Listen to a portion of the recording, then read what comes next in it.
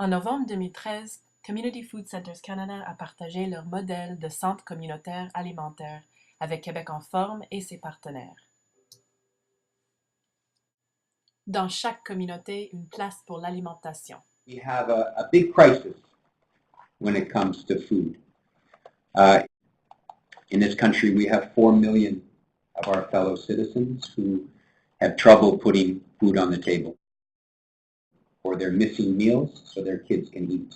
There's tremendous, as you know, tremendous vulnerability in far too many of our communities across Canada.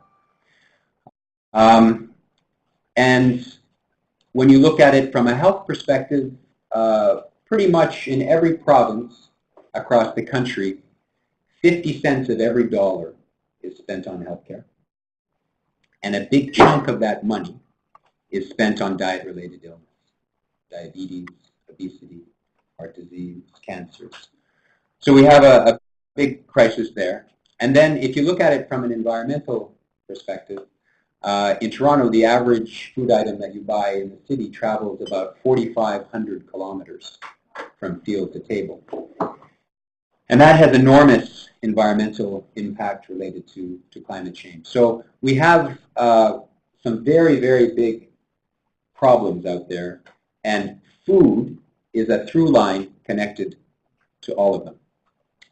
And so when it comes to issues of equity and access, which is where Catherine and I come out of, that's the field that we started in. The dominant response to food vulnerability in Canada, as our social infrastructure has been stripped away, has been the food bank. It's the way for 35 years we've constructed something where people will line up, get to the front of the line, and be handed not very healthy food. And so that's where I started, just to place me in this conversation, in 1998, in a very low-income neighborhood in Toronto. Culturally, very, very diverse, people from around the world.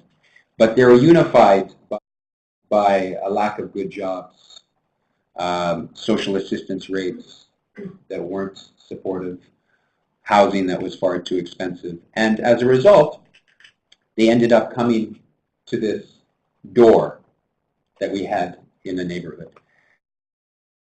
And they would have to line up at that door, and because the door wasn't open very often.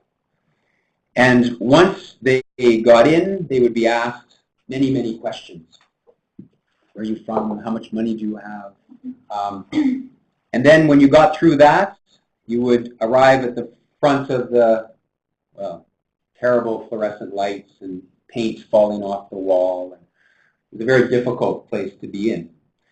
You would be handed a hamper of food that was never enough, that was not healthy, and that was not culturally diverse in terms of what your food needs or knowledge. So we have, this number that 1 million people use food banks in Canada, but we have this other number that 4 million people are food insecure.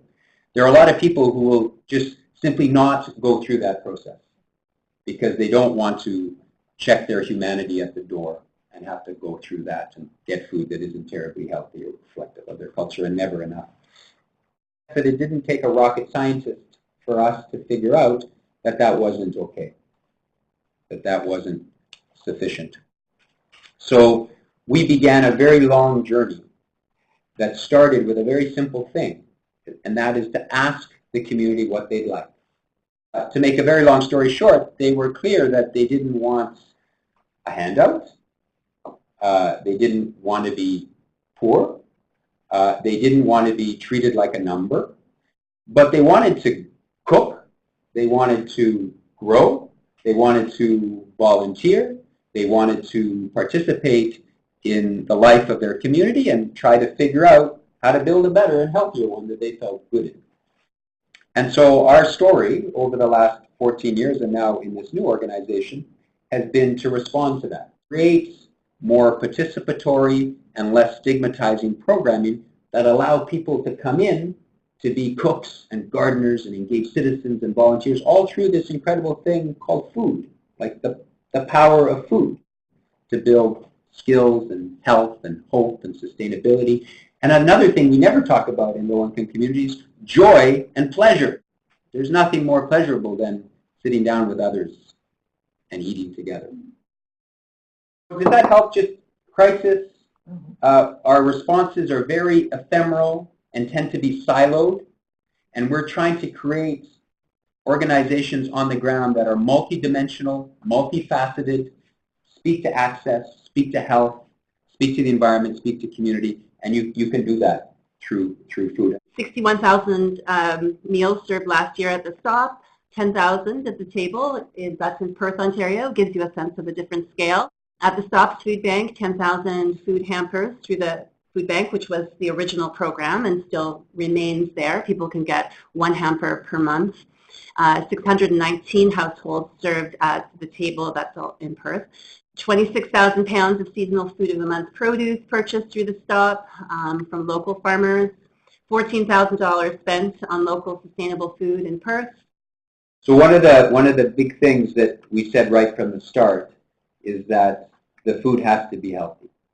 We have to draw, again, a line in the sand to say everything we do is focused on the healthiest food possible, because these are communities that desperately need the best food that's out there. These are just some sample results that we get through our annual program survey.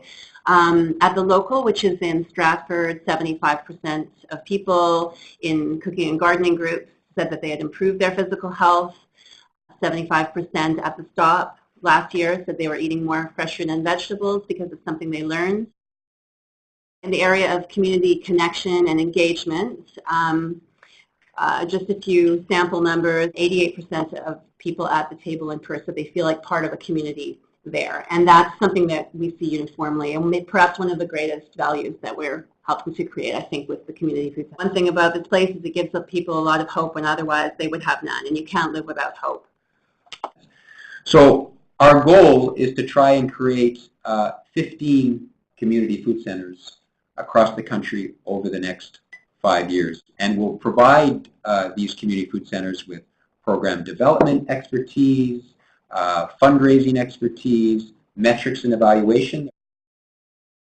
Not only do we want to build the community food centers, these 15, but we also want to support a movement of organizations that are moving more progressively around food issues, that are moving away from charity and the handout to all of the things we've been talking about, the skills, the health, the hope, the civic engagement. Voici les 3 thèmes des programmes qui se trouvent dans les Community Food Centers. Accessibilité aux aliments sains, compétences alimentaires et éducation et engagement. Chaque Community Food Center est différente, mais voici des exemples de programmes qui sont mis en place dans chaque thème.